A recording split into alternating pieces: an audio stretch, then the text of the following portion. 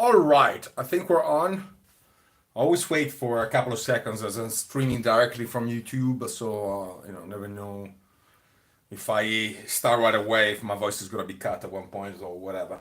So this is day one of the Fringe, and I did a live feed yesterday, but it was very chaotic. I was the Fringe central office collecting my card and so on and so forth. So I guess this is going to be the first sort of tranquil, so to speak, live feed where I will not be interrupted. Also, you can hear me very well. And I just returned right now. What time is it right now? It's I think it's 6 o'clock. Let me check. Should be 6 p.m. It's 6:30 p.m. and I've been out since 10 o'clock in the morning. So I performed my show. I did lots of stuff, and I even think this morning I woke up with the idea of writing a guide about all of this experience at the Edinburgh Fringe in Italian. May I remind you that I did write a guide in English for AVIGNON Off, which is a festival I attended for several years. But yeah, just so much happening since I arrived here on the 31st of July that I like to put everything down on paper. I don't know, just keep memory. It's like keeping a diary of what I do. So, so what happened? I arrived on the 31st of July, and this is gonna be probably a sort of long live stream because I explain how I got here and so on and so forth. And I landed at Newcastle, and then I took the train from Newcastle to Edinburgh. It was an early flight, so the flight left at 5:50, 10 to 6 in the morning.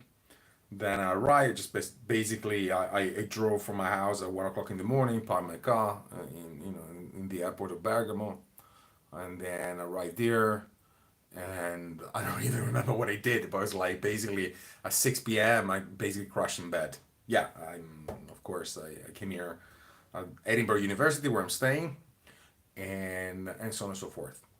So I think I'm gonna title this video with I'm gonna put in this video the title, "What is the right attitude when you do this?" Because there's something that happened today that brought up to my mind the importance of kind of explaining that. Although it may seem silly, let me get this for a second. I got it here in my bag.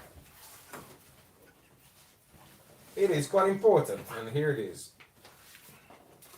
So I was doing this this event, Meet the Media. It's a fly on my shirt in case you're interested. And while I was doing this event, they gave me this mental health support for artists. And I need to silence my other phone, but I can't find it. I can't find it within. Okay, here it is. So, but let me follow a logical order. So basically, I'm doing the PBH free Fringe. And what happened a couple of years ago, a guy I met accidentally in my hometown, Turin, told me about this Fringe. So that was, 2 years ago. So I did write them last year, but for a number of reasons, then I decided not to do it. But this year, it's just a special year. That's why I'm vlogging, because basically I've been traveling non-stop since May. So for the few people who are following this channel, I did the Prague Fringe in May. Then I went to Athens because I performed with this show in Athens, in a nice theater in Athens, which is called Red Jasper Cabaret. And I must thank the owner of this theater, Christina, who got in touch with me and asked me, "Hey, why don't you come and do the show here in Athens?" I said, "Yes, of course. I love Athens. It's a city I do know quite well." And then I'm trying to remember now. I did Avignon, of course, for the old run, for the old month. And then after Avignon, basically, Avignon finished on the 22nd of July. I had another show of mine in Italy, in northern Italy on the 25th. And then basically, I took 3 days off because this is our stuff, okay? Doing this non-stop, Edinburgh is already difficult. Imagine to do, 2 Edinburghs in a row plus something else, okay? And and then 31st of July I'm here. So I got to know about the PBH, and really I wanted to come here with another show, which is a show I'm kind of famous for, but it was not selected, amazingly enough, which is Mussolini, which I with which I literally toured all over the world. And Australia, China, India, Italy, Germany. The show was in Germany. Did the show in Germany, you name it. So I'm drinking because I'm very thirsty. But overall, I was really obsessed and interested in developing my other show, of which I may find a flyer, which is this one, Shaolin Clown. And so basically, what happened in 2022, right after COVID, my work kind of exploded beyond my expectations. Okay, expectations, and expectation is going to be the key word in this live feed. And so what happened? I may tell us the story of how I approached COVID. It's a long story. We speak about 2 years. But basically, after 2022, I started traveling a lot. So I attended the Hanoi International Experimental Theater Festival with a silent comedy show titled The Lehman Brothers, which you can find on my website, www.tomcorradini.at. I know, it's promotion, but what can I say? And then I went to South Korea because in 2020, right before the pandemic started, I had been selected for the World Duo Performing Arts Festival with the same show. So what I did, I joined the two shows. I did 14 days in Vietnam and then 1 week in South Korea. But I just found it very difficult to tour now. And what I had to do, I had to retrain an actor, because usually I do this show with an actor who is an excellent clown, the best clown and mime artist in Italy. I'm gonna mention his name, so he's gonna get upset. And his name is Michele Di Tedda. The point is, this guy can't tour for a number of reasons, and one of them is got a large family. So I had to retrain an actor. The thing, I found the whole experience quite hard, also because I was used to, I had my staple. It's like a marriage when you do. It is like a marriage when you do a show with somebody for such a long time, like I do with Michele. And nice glasses. They gave me these at the media event. Anyway, I'm digressing. I was just saying, when you tour with somebody for 10 years, like I do with him, I still tour with him. I'm doing less shows. I told him in person. I just said I'm gonna freeze you for a second because I want to take my career to another direction. And but anyway. When you tour with somebody with such a long, for such a long time, then it becomes like a marriage. You know this person very well. So I had to retrain a guy.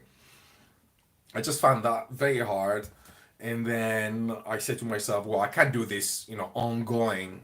I have another partner. I need to retrain all the time and stuff like that. So I said, well, I better go solo, and so I developed this first silent comedy show which I performed solo. Now I have performed solo before in many other shows. Mussolini, I'm solo. I was in Edinburgh in 2012 with another show titled Superheroes. You can find it on my website. I got another show which I play with schools, which is titled Face the Music. I play a show impersonating a German banker, Strunzbank, which has got another YouTube channel, and so on and so forth. So, but doing a silent comedy show, it really is a complete different ball game. And my biggest problem was to find, a container. I'm not gonna say a story, but a container, something that was able to hold the show together. So basically, in 2023, I decided, well, I gotta do this for and I'm resisting to use. I was going to use a cuss word, but I'm sorry about that. Anyway, I in 2023 I attended the Tallinn Fringe Festival in Estonia, which is a pretty unknown festival. Tallinn is a great city, by the way, great audience. The Estonians are just so nice. And I said, and I got the worst place probably of the whole Fringe Festival, and I couldn't care less. Because I said I'm gonna use this opportunity to develop this show, and the place was just like super hard, like super mega hard. But like I said, sometimes when you want to do something which is different from the crowd, you want to take the narrow and winding road, using a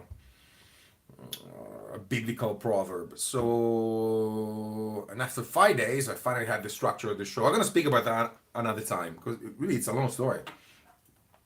So fast forward, I finished the Italian Fringe Festival. I get back to my other shows. I do lots of shows. Just go to my website. I do 3 dates in Italy with this show, and then for a number of reasons, I said I just gonna spend the whole summer working on this. So it's kind of a miracle. But anyway, everything kind of fit in nice, and like I said, I've been traveling non-stop from the end of May, and I also went to check out. If you watch these videos, the Thessaloniki Fringe Festival, to which I applied with this show once again, but it just didn't get selected, so that's all right. But grateful I started in Prague anyway, because it's a nice fringe. So yeah, so that's the story. And I applied with PBH. I wasn't concerned of having the best venue or something like that. I just wanted to hone the show. And I know it sounds bizarre, but for me, this feels like a holiday, believe it or not. And my biggest concern at the beginning was finding a place to sleep here in Edinburgh. Well, why is that? Everybody's telling you it's so difficult to find a place to sleep here. It's very expensive because this is a huge festival. So I mean, 5,000 shows, just between artists, technicians, managers, producers. I wouldn't be surprised if there are like 30,000 people involved just in the shows. Not to speak about the venues, the people running the venues, and so on. These venues kind of pop up like mushrooms. Basically, people build venues everywhere in Edinburgh, even in public toilets, phone booth, venue number 3, 5, 6, or whatever. So my biggest worry was to find accommodation, and also I learned that afterwards, but from a member of the Fringe Society. I did not consider that, but basically, it's just very difficult to find a show let nowadays in Edinburgh because of Airbnb. And the city council, as far as I understand, now this is I'm quoting something that I heard, and I'm re-quoting out of memory. So maybe forgive me if I'm not precise, but the gist of it is that city council started to put a limit on the number of rooms that could be let for short terms because of Airbnb.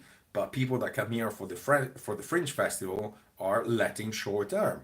So it's a snake biting its tail in a way. So it kind of made it difficult to find a place to sleep, and also I think this limitation applied to rooms, even if you were letting a room in the house and so on, because the presence of everybody, if everybody were renting their apartment or room through Airbnb, that would have made it very difficult for students to find a place to stay here in Edinburgh. And Edinburgh doesn't have a huge student population. As a matter of fact, I'm sleeping here at the University of Edinburgh. So I panicked for a second. I said, I gotta find a place, and but then it's all a series of accidents, really. A person I know who runs a company in Italy was coming here. I asked this person, he's coming here. There are like 10 actors on the stage, all right? So I said, well, are the actors sleeping? And he said, University of Edinburgh. Oh, yeah, really? So I called the University of Edinburgh right away. That was late. That was like April, something like that. And eventually I was lucky enough to find a dorm here. And I must say, this place is fantastic. If I were to come back next year, I will come back exactly in the same place. They serve you breakfast in the morning, and it's good. You're not alone. Something happens, there's a reception, open 24 hours a day. I ordered a package with Amazon right here, and picks it up for me and stuff like that. So, and it's also a reasonable price. Okay. Um, yeah. So that's the story. So basically, I found accommodation. Everything was sorted out. My application with the PBH was accepted. There's lots of shows here. It's a shame I don't have the WeBook, which is the guide within the guide. It's like a brochure with all the shows that participate in PBH, and it's like 500. And the person I corresponded with, Luke, amazing person. I had the pleasure to meet him in person, but everybody was very supportive and so on. Of course, everybody stressed out. Having to handle such a great number of shows is always difficult. But I ended up here, 31st of July, and basically each venue run by PBH as a venue captain. So a person who's was like a veteran of this free Fringe thing. So I corresponded with this person. We got a WhatsApp group and so on and so forth. And basically, I spent the first 2 days, 1st and 2nd of August, just orientating myself. I went to the Italian Institute of Culture just to leave information about the show. I met a person I know very well, who is the person who runs Fringe Review. His name is Paul Levy. And we wrote a couple of books about the Edinburgh Fringe Festival. So I asked him for some advice, and he gave me a couple of great leads. I went to the venue, which is Little Plaza, outside of the city center, so it's not the best location, but it's a great venue. The person who runs the venue, her name is Lucia. She's Chinese. She lives in Italy for 2 years. I met the venue captain once again. His name is James. I left some flyers there. That's what you usually do. Now I'm not here with. I am. I'm recycling stuff from other fringes. So I decided not to print too many flyers, just 250. And also I have some flyers from Avignon, and I have some posters from Prague. So I'm recycling all the old material. You see. This is Avignon, so but that's okay. It doesn't matter. And my idea was really okay. Listen, what is your goal? I think it's very important to have a clear, defined goal when you do something. And listen, my goal is to get to know Edinburgh again, hone the show to perfection. And right now, the show it's ready to take off. And we're gonna speak about creating shows if I continue vlogging after August. And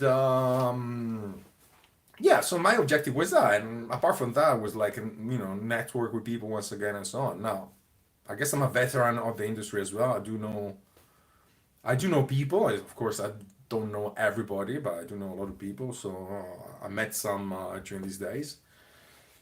So it was good. And also, my objective was to vlog, just to vlog this experience and so on. I may write a guide as well, I'm not sure. But anyway, that's the story. So these live feeds, in a way, are my way of taking notes. Because usually, when I write, like I said, I write a lot. Just go to Amazon, you're gonna find lots of stuff. I usually use my mobile phone and I start taking notes. But yeah, so that's the story.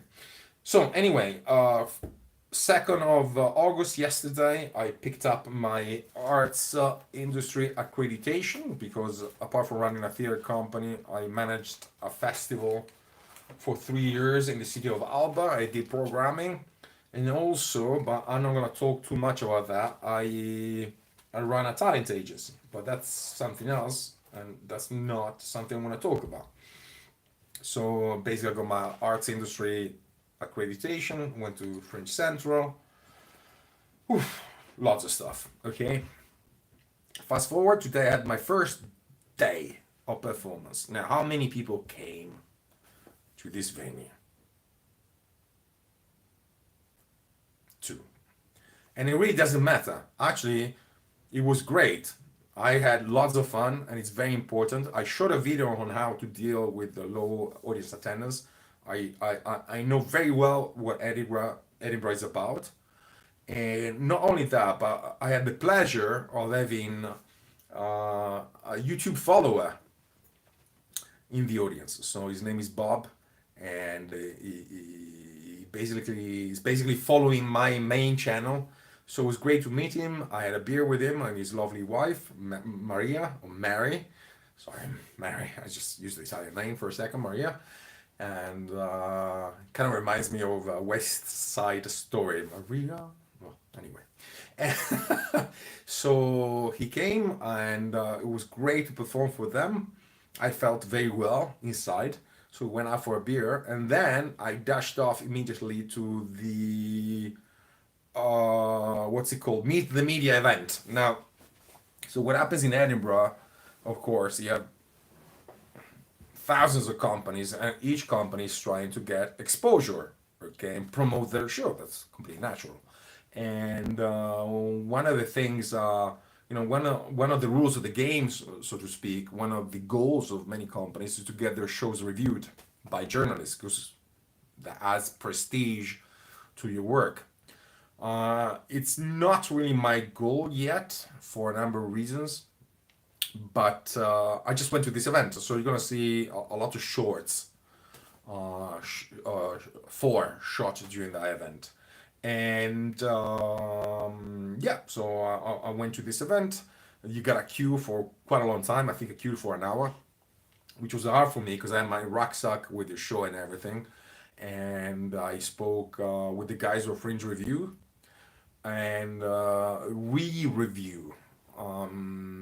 That's about it. And now I'm back in my dorm, and I decided to shoot this right away. Otherwise, I was going to fall asleep basically. So, but so, and here we get to the important part. While I was queuing, somebody gave me this, and which is mental health support for artists. And that's and I kind of, this is important. This is not something, this is not a light subject, and I'll tell you why. First of all, I've done many fringes, like and I have seen horror well, they're not horror stories, but let's say dark stories about people who actually participate in these events. And I think the first thing you gotta bear in mind, I think that within the artist community, I'm sure, even if I don't have the stats, but I'm sure there's a large chunk of people who either have suffered from some kind of mental illness or trauma, and I would include even depression in that, in its various stages of intensity, and or within the artist community, you have people who are sort of inclined towards that direction, if I may say so, because art in itself is the product of a state of, you know, you don't want to call it madness. I call it madness. I call it deviancy. I call it, divergency. You know the movie Divergent? It's a science fiction movie. I'm a big fan of science fiction. So for the people who actually watch the movie, and I think the majority of artists are divergents per se. If you haven't seen the movie, basically it's set in this futuristic society where people are basically divided into, I think, 5 classes depending on what their ability or skill is. But some of these, some of the people actually live in this huge city. They don't stick to the rules, so to speak, and they're called divergents. And basically, society, this futuristic society doesn't know what to do with these guys, so tries to either outcast them or eliminate them, even physically. So I would say artists are by themselves, by definition, divergents. They tend to think in not using the the usual thinking pattern, so to speak. Okay. Allow me to say, even I would even say real artists. Okay, not the people who are like striving for celebrity or becoming a TV star or whatever. Okay. So I take this and I think, for example, about Van Gogh. Okay, now Van Gogh, if you know his story, he was certainly a divergent, so to speak, using that science fiction metaphor. And I dig it. I mean, if you come here, and I'm going back to the word expectation, with high expectations, this has to do about the image you have about what is going to happen, and I think it has to do with your self-image, how you see yourself. Call it self-esteem, call it whatever you want, okay? But if there is a big mismatch between these expectations and the reality of what is actually happening, usually you have a situation of stress. And that situation of stress, believe it or not, can develop into some sort of depression, for example. Okay? Now, a lot of people might say, all right, but there's an English expression that says arty farty, okay? Artists don't have that problem. They don't have, but I disagree completely. I mean, if somebody does this full-time professionally, is going to meet problems such as, poverty and stuff like that, and hard times making ends meet or whatever. So it's a tough life. If you're decide to take the leap into this word, it really is a super tough life. And my piece of advice is don't do it. If you're not, if you're, if you have that childish vision that it's going to be super easy and life is going to be a bed of roses and stuff like that, just don't do it, because then it doesn't work that way at all, especially with theater, which is not music. Now music in the future is going to be devastated by AI, like utterly devastated, okay? Which is good, because the people who are going to do music, they're going to do it because they love music, not because celebrity. Or I think it went off for a second. Okay, I'm back live. Anyway, so digress. It's gonna be a long live feed. I don't think anybody's gonna watch it, but I'm gonna watch it because it's a way for me to take notes. So I was saying, I seen dark stories, and usually the story is always the same. You come to an event as big as this one with high expectations, then you see the reality of it. And if on top of that you have a situation where you have low self-esteem or whatever, you're just gonna get out of this utterly devastated. Okay, so what is the right attitude? I think if I were to give a piece of advice to a young person, or an artist starting out, so it doesn't have to be young, as age-like, it would be take it slowly, one step at a time. Don't overdo it. Do something like the free Fringe, which I'm doing. You don't have to spend a fortune doing this. Do 1 week. Don't have to do 3 weeks. Just do 1 week. Just see how you feel. And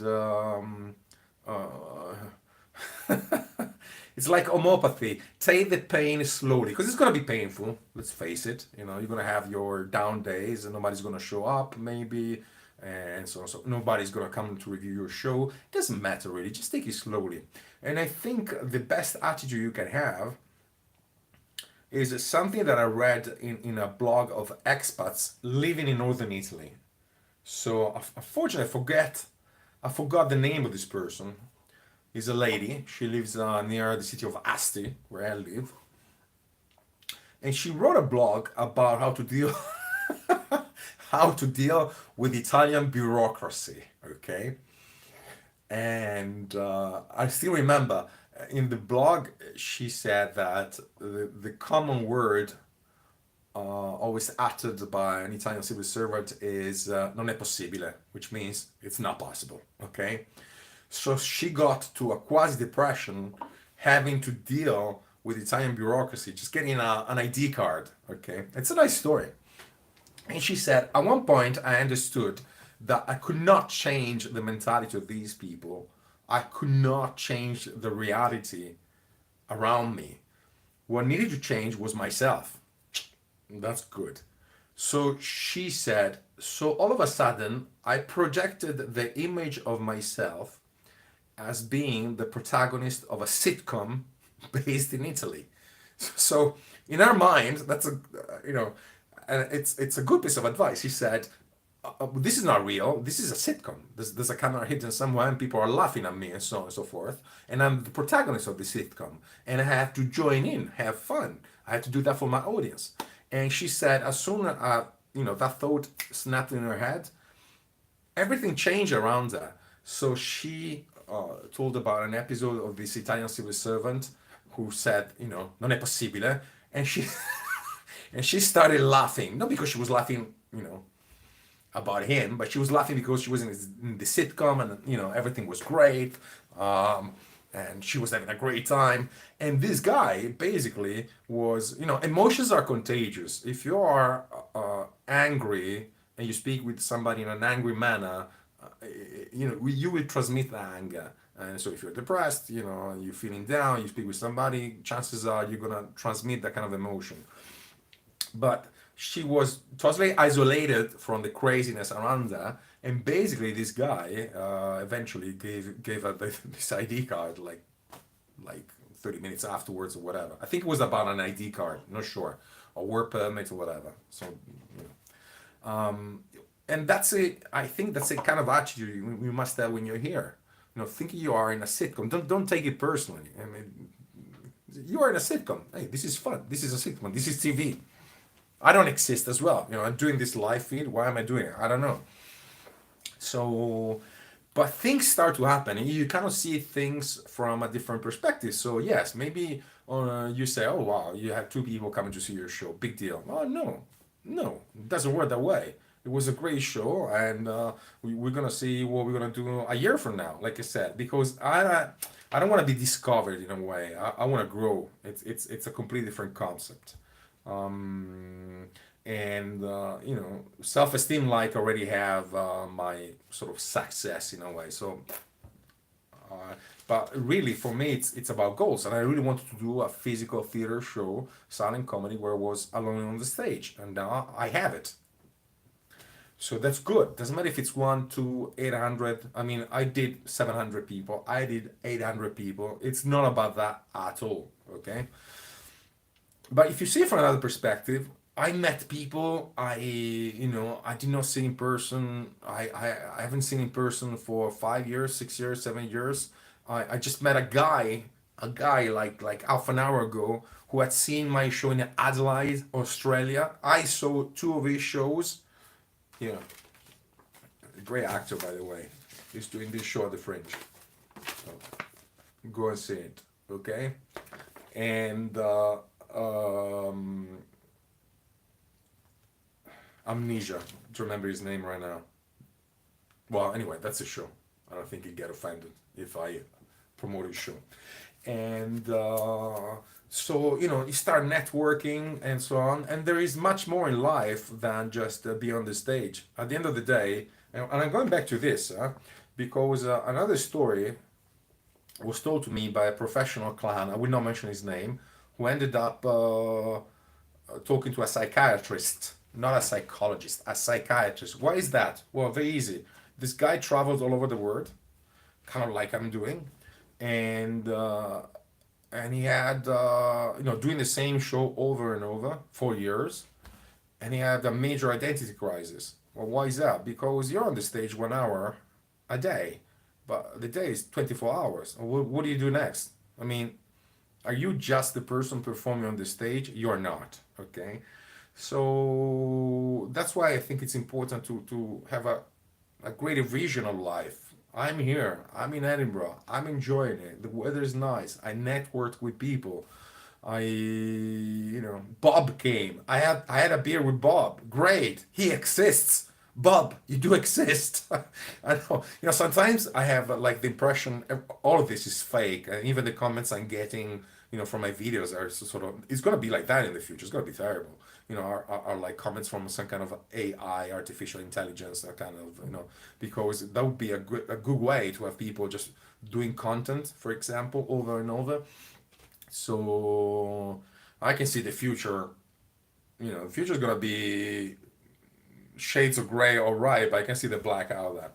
So, like I said, it's very important to come here and enjoy it. Enjoy it every single minute. You're alive. You have the privilege of being here. And I think all of this doesn't fall into the word happiness, but it falls into another word, which is vitality. You're feeling alive. Now, vitality, I don't think it's got anything to do with happiness. Happiness may be a byproduct of vitality, but it's the fact that you have a purpose, you're enjoying it, and even if your legs are sour or so much walking and so on and so forth, um, you may not see it in the spur of the moment, but you are moving forward. And this is very important. You gotta move forward, all right? And sometimes, speak about physical comedy and so on, I'm gonna tell you the story of another show in the future. You may have something, yeah, promoting my show. You may have something that doesn't work, but you just keep doing it. And uh, I mean, if I'm not mistaken, Stephen King, his first book, Carrie, that's what he wrote. Don't know if it's a true story sometimes, but basically, he was living in he published this book on writing. It's an excellent book, and I consider myself more of a writer than a stage actor for a number of reasons. But again, and but in his book, he says that he basically was so dissatisfied with the fact that he was getting so many rejections, or he was dissatisfied with his work or whatever, that he threw the book into the bin of his caravan. And his wife picked up the book, and she just said, "No, you can't quit. You gotta keep going." And so, and then Carrie became a major success and so on and so forth. But I don't want to speak about celebrities. I just say in general, the worst thing you can do is just quitting, okay? And this is a tough job. If you don't have it in you, chances are you're gonna quit and then call that destiny or whatever. But if you really have it in you, it's only the struggle, the necessity that forces you to invent something that is gonna keep you forward. So you want to be sometimes in painful situations, which are difficult, because otherwise there's no any drive to create. And I'll leave you with a story. It's a story of an Italian engineer, which I read once. This guy, I think I mentioned that before, but this guy is the guy who invented the first microprocessor. Okay, forgot his name. I'll look it up another time. And basically, after he invented the first microprocessor, which was like the Z80, something like that, I think it was Z something, he was given a job at Intel. And Intel gave him tons of money as a development scientist, just to develop a new microprocessor.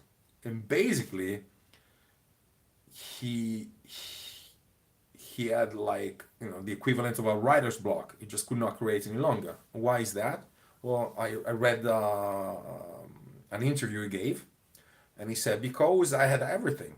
I had no incentive to invent anything. I mean, when I invented the first microprocessor, I didn't have any money and so on. I really had scarce resources, and now they're giving me all the money of the world, and I can do whatever I want, but I don't know what to do because basically there's no internal drive. So sometimes you gotta put yourself back again in that situation where creativity kicks in, and that's not easy. That's not easy because especially to do it voluntarily, to have that kind of discipline. But anyway, read the book on writing. I think it's an excellent book, especially if you want to write, even for theater. It is one of the 2 or 3 books that really left a mark in what I do. Okay, all right. Long live feed. Probably nobody's gonna watch it, but it is what it is. And from Edinburgh, day 1. This is all. Let's see if we survive and we make it to day 23. My goodness, it's all right. We can do it. I hope. Don't know. Let's see. Ciao. Enjoy life.